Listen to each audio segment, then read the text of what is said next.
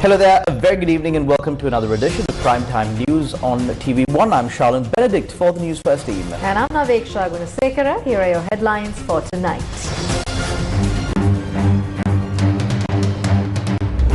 Do not create unnecessary doubts about disaster management. Take it to court if there's an issue, says Cabinet spokesperson.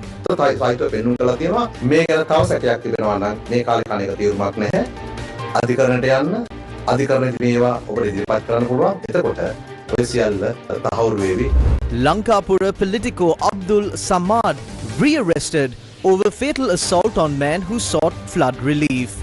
Further investigations into Biagama Pradesh Sabha members accused of assaulting a mason at gunpoint. Over 50% of 25,000 rupees relief payments to disaster-affected families already completed. India sends another shipload of aid to support Sri Lanka's disaster victims.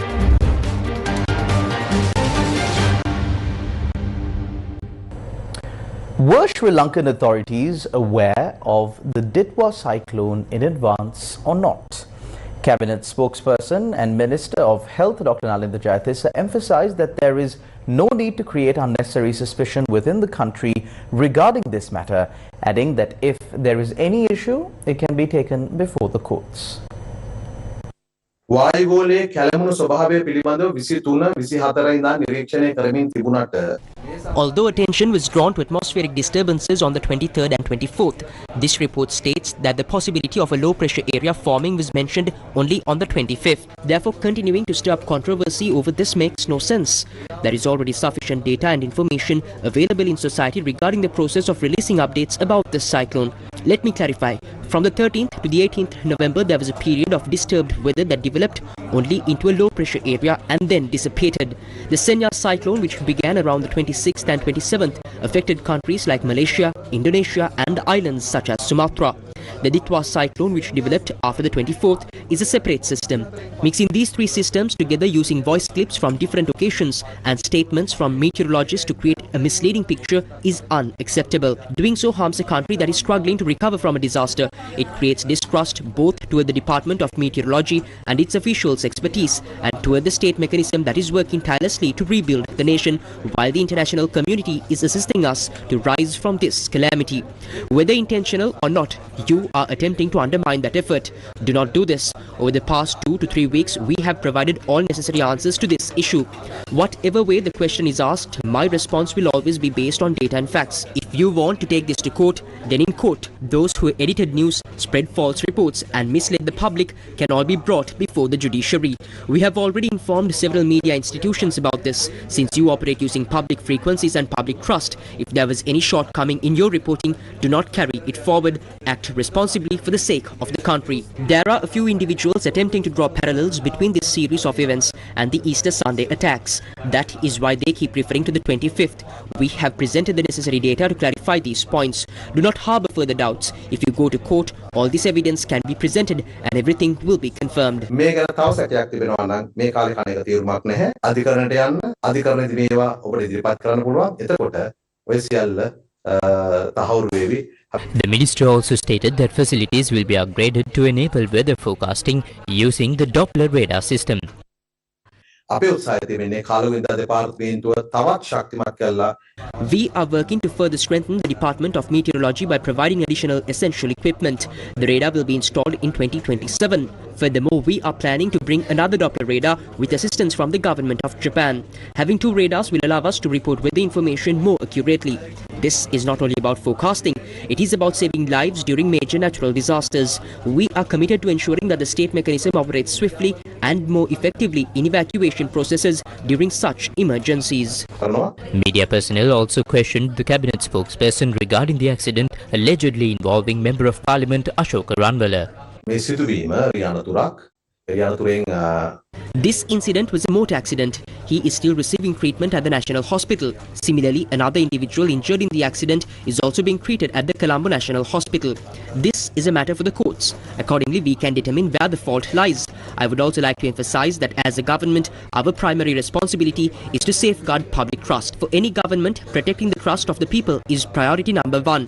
Therefore, if a person connected to the government has committed any wrongdoing, we will not hesitate to take action. Likewise, if there have been shortcomings or delays in enforcing the law in such an incident, we are prepared to address those as well. එවැගේම මෙවැනි සිදුවීමකදී නීතිය ක්‍රියාත්මක කිරීමේදී යම් අඩුපාඩුකම් ප්‍රමාදයන් සිදු වෙලා තිබෙනවා නම් ඒ ගැනත් අපි කටයුතු කරන්න සූදානම්. ඔය අශෝකරන්වල වගේ മന്ത്രിවරු කරන මේ වැඩකින්ද ඔය විශ්වාසය දැන් පළුදු වෙලා තියෙන්නේ කියලා ඔබතුමාට පිළිගන්න වෙනවා නේද? මම කියන්නේ අශෝකරන්වල മന്ത്രിතුමා I say this, we should not act based on a premature conclusion about whether MP Ashoka Ranwala is guilty or not. Let's keep this open. There are things you know and there are things we know. He was travelling to attend a meeting of our Biyagama Pradesh Sabha members where the chairman and several others were present. He had only a very short distance to cover to reach that location. We understand how our MPs generally operate during such emergency situations, and we also know the procedures followed after such events. I am not prepared to disclose all those details here because this is a cabinet media briefing. But I will say this, if you can point to any obstruction from the government's side in carrying out legal proceedings, then you have a case. If not, and if there were shortcomings from the relevant officials or our state officers, we have a responsibility to investigate that. We are already working on it. Talking based on assumptions or premature conclusions serves no purpose. අපි එක්ක පූර්ව නිගමනවල සිට මේක විග්‍රහ කිරීම තේරුමක් නැහැ. Abdul Samad, a member of the Lanka Pradeshya Sabha representing the Sarvajana Balaya, was rearrested in connection with a murder allegation. The case relates to an incident last Saturday when a group of disaster-affected residents approached the councillor seeking assistance. A confrontation reportedly occurred during which a man was assaulted and subsequently died.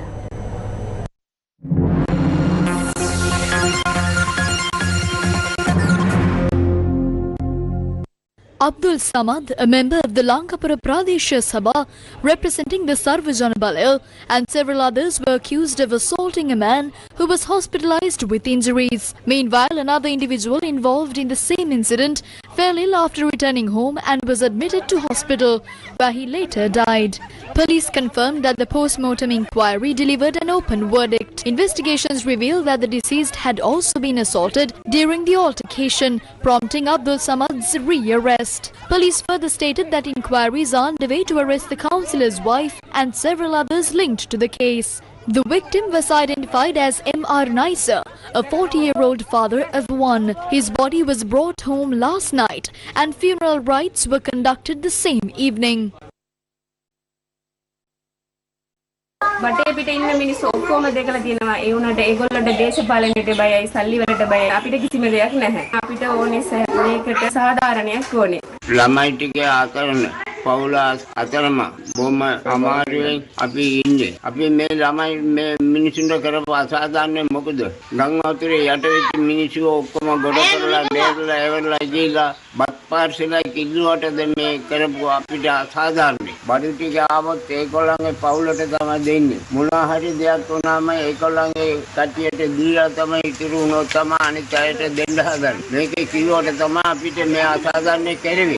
Meanwhile, another victim of the assault who reportedly suffered damage to 4 teeth continues to receive treatment.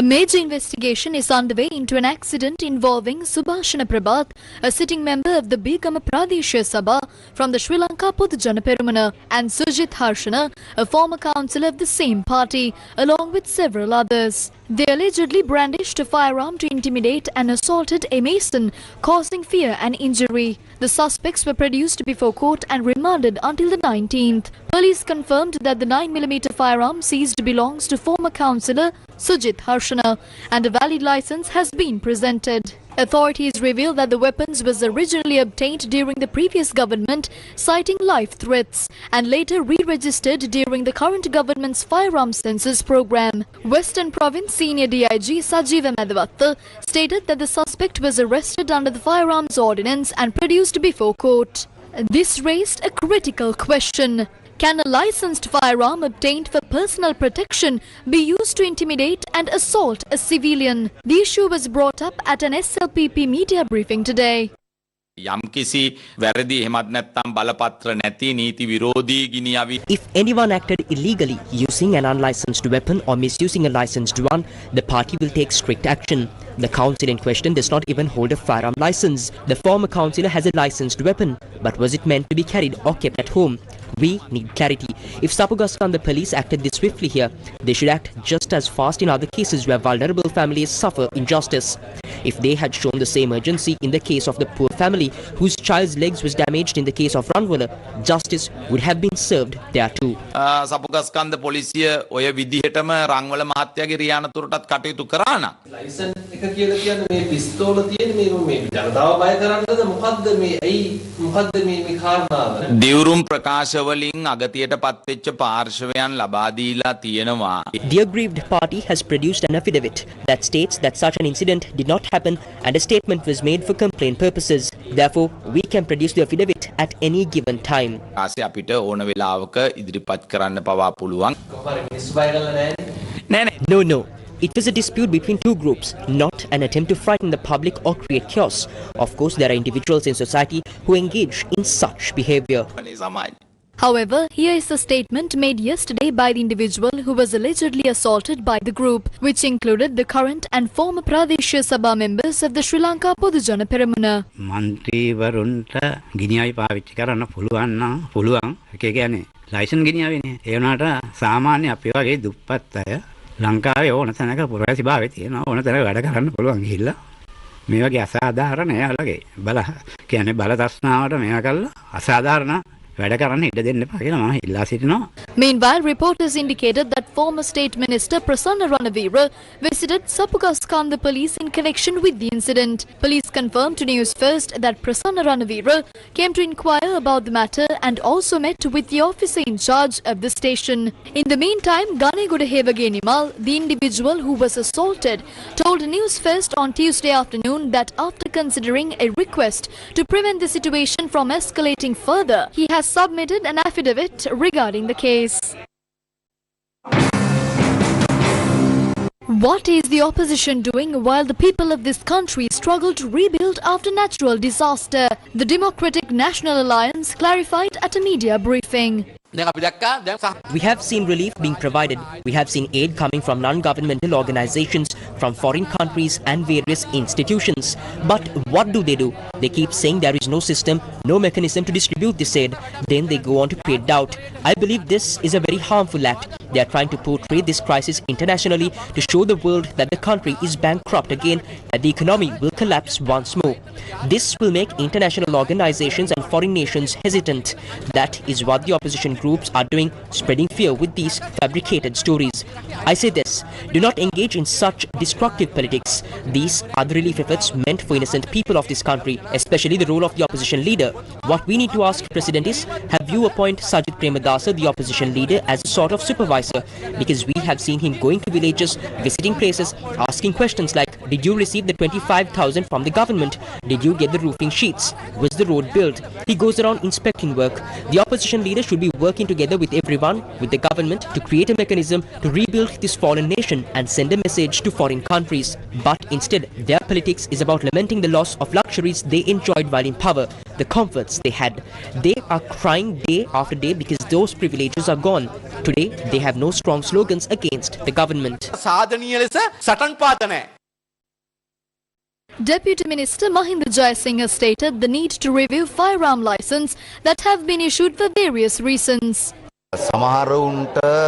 Firearms have been issued to certain individuals in the past for specific reasons. However, these weapons were granted solely for personal protection, not for use against the people of this country. They must never be used against innocent citizens. If such misuse occurs, it is completely wrong. We urge the relevant authorities to take legal action in such cases. Previously, an opportunity was given to return these firearms and steps were taken to review them. I believe it is time for another round of reviews. The Ministry of Defence should conduct a thorough reassessment regarding the reappearance of firearms in different places.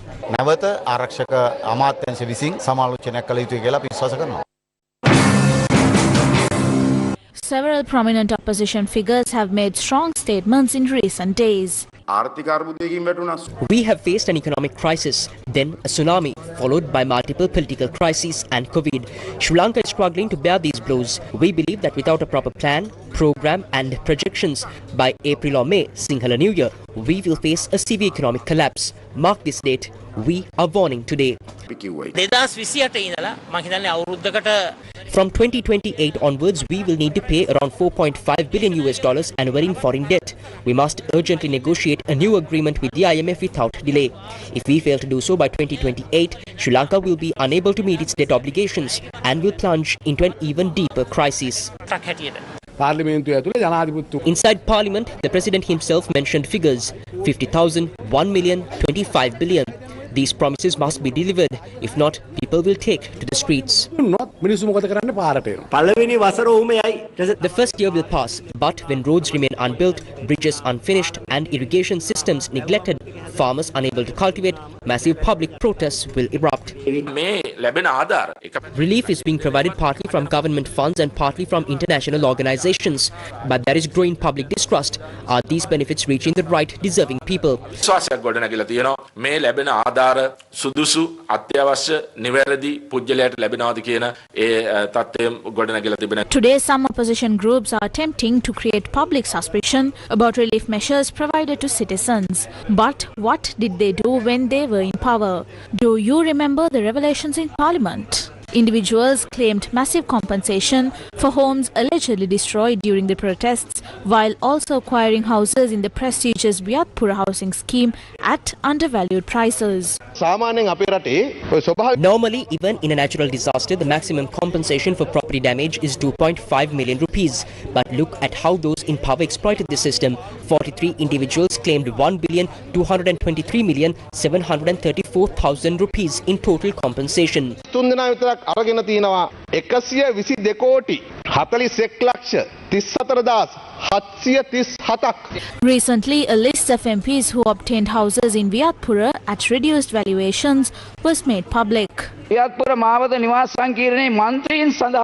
Mawata housing complex was allocated for MPs after their homes were burned during the protests. The Speaker approved housing for 76 MPs. At the time of allocation, these MPs claimed they could not pay the full value of the houses. Subsequently, 101 houses in Block B of the complex were identified and 76 were set aside for MPs. The basis for pricing was calculated by averaging the construction cost. Let's assume 10 million rupees and the post-completion market value of 20 million rupees, totaling 30 million rupees. This amount was divided into two, allowing MPs to pay 25% within 1 year and the balance over 15 years. Ordinary citizens, however, must pay the full amount within a year. In addition, these MPs claimed compensation, received insurance payouts and even took government funds. On top of that, some state-owned houses were misused.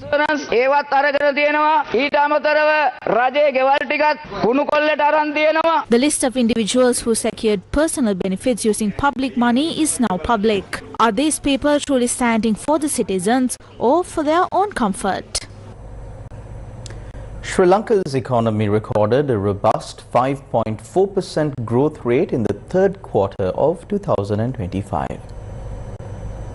The GDP at constant 2015 prices surged to 3,325.6 billion rupees, up from 3,154.1 billion rupees in the same quarter last year, signaling resilience despite global uncertainties. At current prices, GDP climbed to 8,400 billion rupees, marking a 12.6% increase from quarter 3 2024. The growth was driven by agriculture, industry and services, with taxes-less subsidies on products rising by 13.9%. Industry led the charge with an 8.1% expansion powered by construction, mining and quarrying and manufacturing activities such as petroleum products and basic metals. Agriculture grew 3.6%, supported by strong performance in plant propagation, coconut cultivation and sugarcane and non-perennial crops. Why was the anti-nausea drug ondansetron banned in the country? Deputy Minister Dr. Hansaka Wijayamuni explained the reason.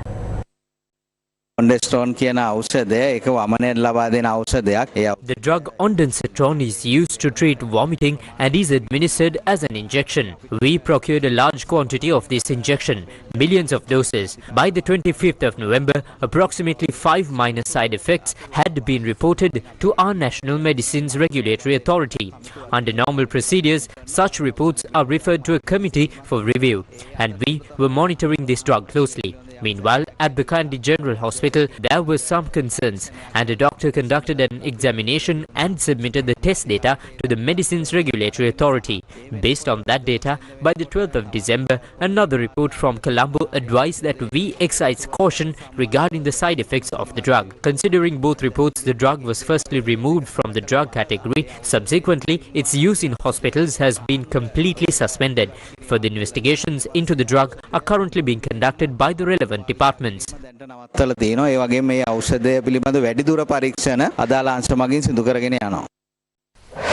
News First with the people. News First, main sponsor. Valuable FD, the symbol of stability. Valuable FD, the symbol of stability.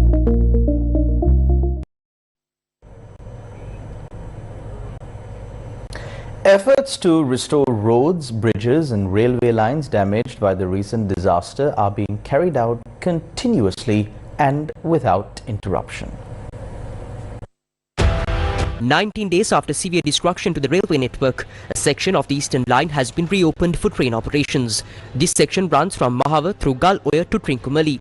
Initially, the line will be opened exclusively for freight trains operating between Trincomalee and Colombo. Today, a freight train operated from the China harbour to Sidua as part of this reopening.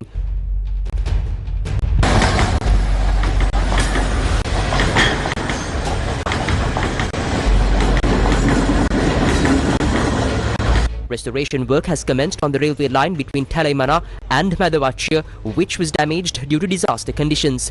The repairs are being carried out by railway workers with the assistance of the Sri Lanka Army. Our correspondent reports that approximately 800 meters of track on this section were damaged.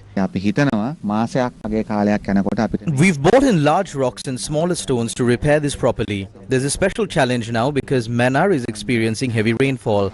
Despite these challenges, we believe that within about a month, we can complete the Madavachia-Talai-Mannar railway line. Funds have been allocated for everything required. Even for essentials like gloves and boots, we will use government funds and seek additional assistance. So there is no financial issue. The President and the Finance Ministry have allocated sufficient resources. Now it's about completing the work and getting trains running. However, even after trains start, we need more time to make these tracks fully stable. Initially, trains will run slowly for safety. It won't be 100% up to standard immediately, but it will be safer for operations. This is a big step forward for the people in these areas. Meanwhile, the Kalawava Bridge and the main Kakirava Galevela Road, which were severely damaged, have been reopened today after 12 days.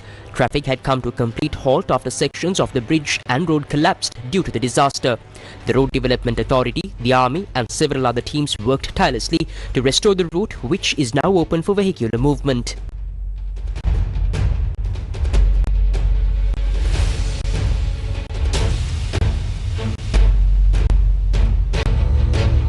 The Oyawatta Bridge in Badulla, which sustained severe damage due to heavy rainfall, is currently under repair. It is expected to reopen soon for public use.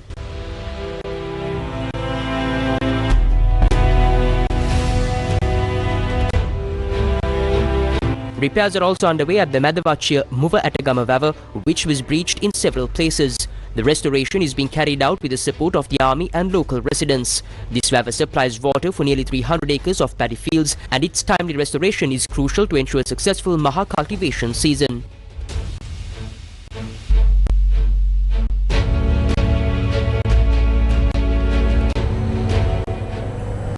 Cabinet spokesperson and Minister Dr. Nalinda Jayatissa announced that more than 50% of the 25,000 rupee compensation payments for disaster-affected individuals have already been disbursed.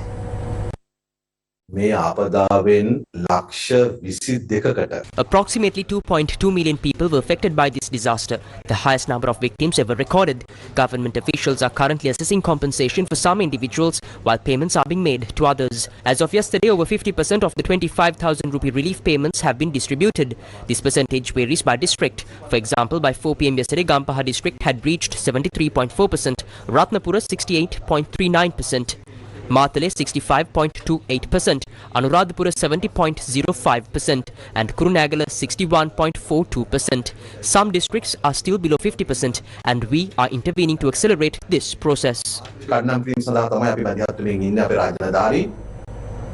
A further 50 tons of dry rations from India arrived in Sri Lanka on board Indian Coast Guard ship Shaurya as part of Operation Sagar Bandhu on Monday. Indian Coast Guard ship Shaurya arrived in Sri Lanka on Monday, delivering 49.5 tons of relief materials to assist families affected by the recent crisis.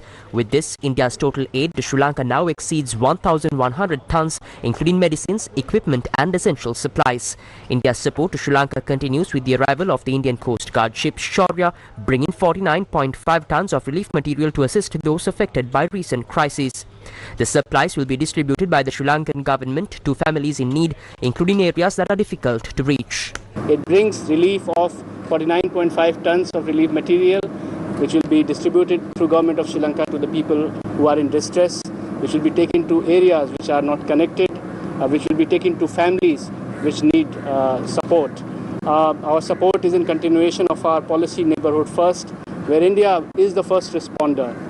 So this is the kind of comprehensive support which we have worked with Government of Sri Lanka, and we remain committed for any assistance, and we remain in conversation with Government of Sri Lanka. I must also thank the authorities of Sri Lanka, the people of Sri Lanka, who have open-heartedly welcomed and supported all our efforts in this difficult time.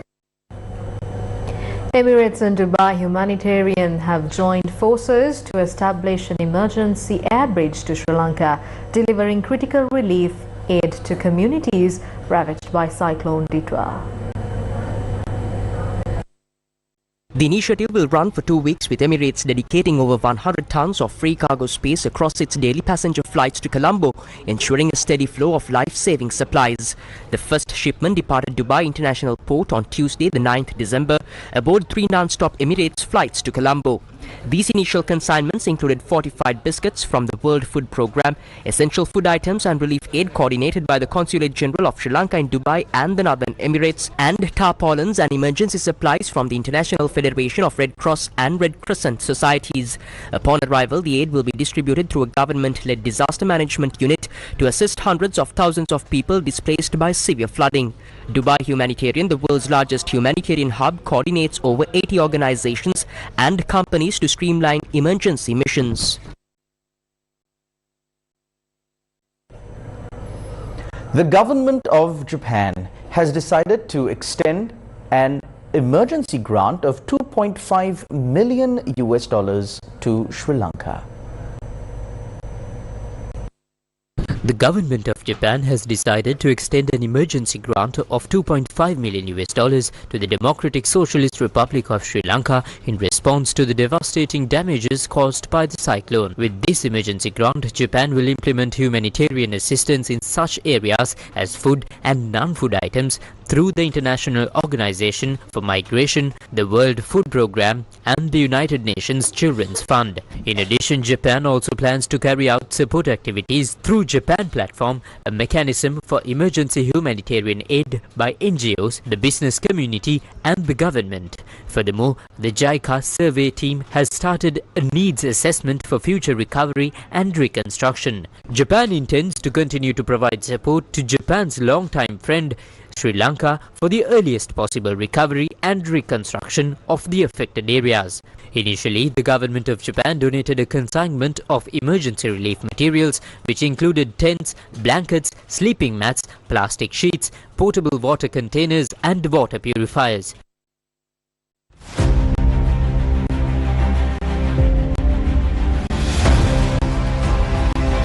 Navaraja Ella village. Deep within Gampula and Kotmale, we discovered a community of innocent souls, people who had endured hardship, silently.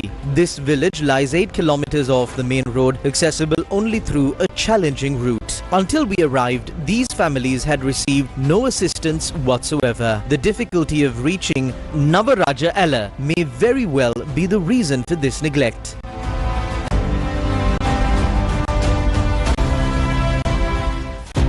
අපි හැමතිම කොටු වෙලා හිටියේ මේ ගමට කිසිම දෙයකට අපිට මේ තිබ්බේ නැහැ සහනයක් ගොඩක් දෙනෙක් අවතන් වෙලා කන්පොන්ඩ විදියකුත් නැතුව වැඩවල වලට ය아가න්නත් නැතුව තමයි ඉන්නේ මේ ගමට ඇවිල්ලා මෙහෙම මිනිස්සු ගැන හොයලා බලලා කිසිම ආධාරයක් කරපු නැති ප්‍රදේශයක් මේක.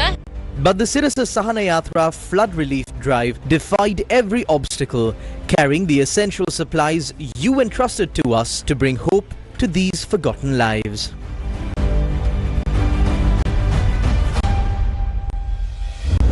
Anuradhapura, a district still fighting to rise from disaster's grip.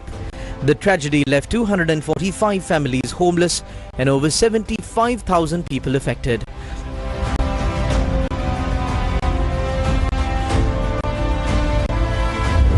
The Sirasa Sahana Yatra flood relief drive reached Anuradhapura because we understood their pain. We visited Pahekanua, Yaya 9 and Yaya 10 in the Rajanganaya division and extended support to communities in Nochiyagama, Katupattava, Kokunnava and Kalawaya. This afternoon, the Sirasa Sahana Yatra flood relief drive continued to 259 Tulana, Savastipura, Galpalama, Halmilkulama and several other villages, bringing relief where it's needed most. Do you remember Maspenna village in Uvaparanagama? A small town with a row of shops, a modest bus stop, a hub for travellers heading to Kandy, Mahiyanganaya, Badulla, Valimada and Nuwara Eliya.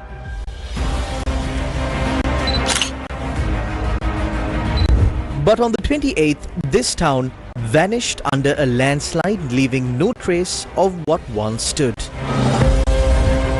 This morning, the Sirasa Sahana Yatra flood relief drive reached Maspenna to help those who lost everything. We didn't forget Ritikumbara and Vasanagama either, villages in Uvaparanagama still struggling to recover.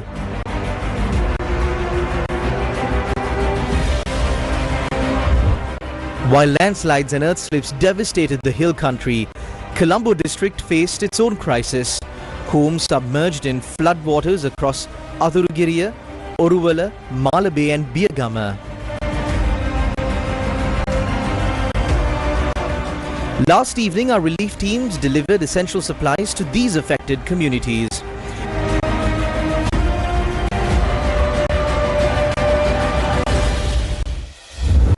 Today, another convoy headed to Godagama, delivering your contributions to Subharati Mahavidyalaya, ensuring students impacted by disaster can continue their education.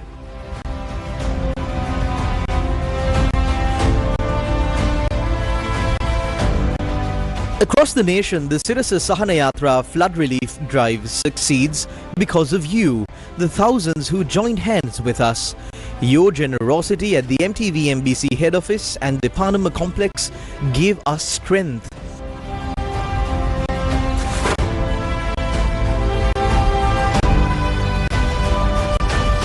Leading brands and organizations, including the Colombo Stockbrokers Association, partnered with the Sirasa Sahana Yatra flood relief drive to make this mission possible. We thought this is the right time us to come in and help our own people. So that's why the Colombo Stock Exchange and the staff of the Colombo Stock Exchange, and in partnership with our Colombo Stockbroker Association, collecting with all the stockbrokers. So we are actually contributing these dietitians and essential food items that is need to be dispatched to the needy people of the country. Within the Sirasa Sahana Yatra flood relief drive lies the strength of thousands of helping hands. From every corner of the nation, people have come together, joined by a wave of volunteers and an inspired youth involvement. For the people, by the people. The Sirasa Sahana Yatra flood relief drive moves forward uninterrupted. Valuable FD, the symbol of stability.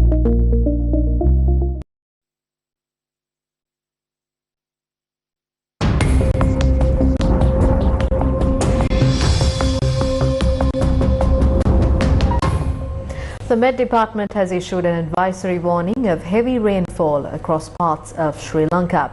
According to the latest updates, certain areas in the eastern and central provinces, as well as locations in Badulla and Polonnaruwa districts, could experience rainfall exceeding 100 millimeters. The department further stated that other regions of the island may also encounter scattered showers or thunderstorms during this period.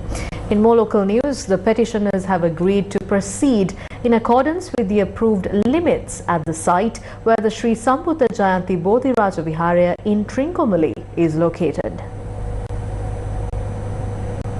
The Court of Appeal today indicated that it is possible to come into a settlement on the petition seeking an order to prevent the implementation of instructions issued by the Coastal Conservation Department to demolish a portion of the Sri Sambuddha Jayanti Bodhi Raja Viharaya in Trincomalee. President's Counsel Susantha Balapattabandi, representing the petitioner, chief incumbent of the Trincomalee Sri Sambuddha Jayanti Bodhi Raja Viharaya, Venerable Kalyana Vansa Tissatera, informed the court that the petitioner wishes to arrive into a settlement. The President's Counsel stated that the respondents had agreed to revoke the order issued by the Coastal Conservation Department to demolish part of the temple premises and that the petitioner had expressed consent to act in accordance with the approved limits at the site. Deputy Solicitor General Manohar Jayasinghe, appearing on behalf of the respondents, including the Director General of the Coastal Conservation Department, confirmed this position.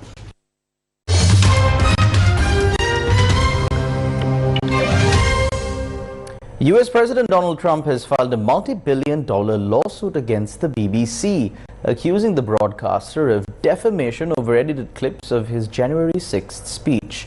The BBC says it will strongly defend the case, insisting it has already apologized, but rejecting any compensation.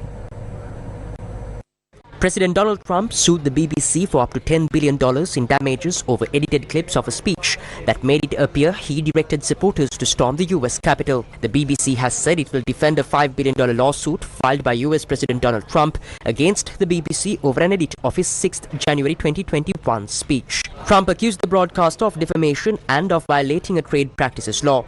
The BBC apologized to Trump last month but rejected his demands for compensation. Trump's legal team accused the BBC of defaming him by intentionally, maliciously and deceptively doctoring his speech. A BBC spokesperson said, quote-unquote, "As we have made clear previously, we will be defending this case." It had previously apologized to Trump, admitted an error of judgment and acknowledged that the edit gave the mistaken impression that he had made a direct call for violent action, but it has said there is no legal basis to sue. The dispute over the clip sparked a public relations crisis for the broadcaster, leading to the resignation of its two most senior bosses.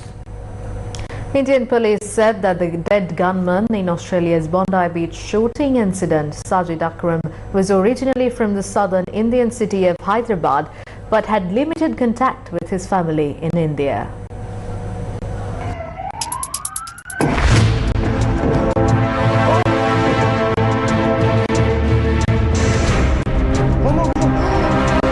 The attack on Sunday was Australia's worst mass shooting in nearly 30 years and is being investigated as an act of terrorism. The death toll stands at 16, including one of the gunmen, identified by police as 50-year-old Sajid Akram, who was shot by police. The man's 24-year-old son, an alleged accomplice, identified by local media as Naveed Akram, was in critical condition in hospital after also being shot. Australian police said both men had travelled to the Philippines last month. The father on an Indian passport and the son was on an Australian one. The purpose of the trip is under investigation, officials said, adding it was not conclusive they were linked to any terrorist group or whether they received training at that country. Telangana police said Sajid Akram visited India on 6 occasions, mainly for family-related reasons, since he migrated to Australia in 1998. India has achieved a historic milestone in its semiconductor journey with the launch of DHRU V64. It is a fully indigenous microprocessor developed by the Center for Development of Advanced Computing under the Microprocessor Development Program. This breakthrough strengthens India's pursuit of self-reliance in advanced chip design, reducing long-term dependence on imported processors. Dhruv 64 is engineered with modern architectural features offering high efficiency and enhanced multitasking and improved reliability. Its advanced design ensures seamless integration with diverse hardware systems, making it ideal for 5G infrastructure, automotive systems, consumer electronics and industrial automation and IoT applications. And that's a wrap of Primetime News on TV1 for tonight. Thank you for watching. Good night.